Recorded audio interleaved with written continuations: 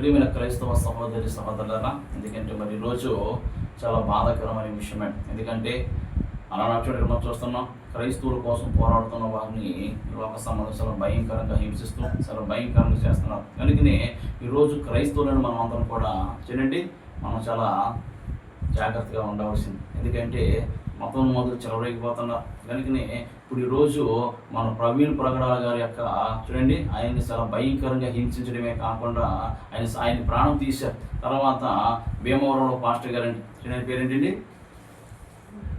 ఇమ్మానియేల్ గారు. చూడండి, ఇమ్మానియేల్ గారు కూడా చాలా భయంకరంగా హింసించారు. మరి నిన్న కాల సమయంలో చూడండి అభినయ్ దర్శన్ చూడండి ఎంతో, ఎందుకంటే క్రైస్తవుల కోసం ఎంతగానో పోరాడుతున్నాడు. అలాంటి వ్యక్తిని చాలా దారుణంగా హింసించి చాలా భయంకరంగా కొట్టాడు. కనుక ఎట్లాంటి భయంకరమైన స్థితి రావడానికి గల కారణం ఏంటంటే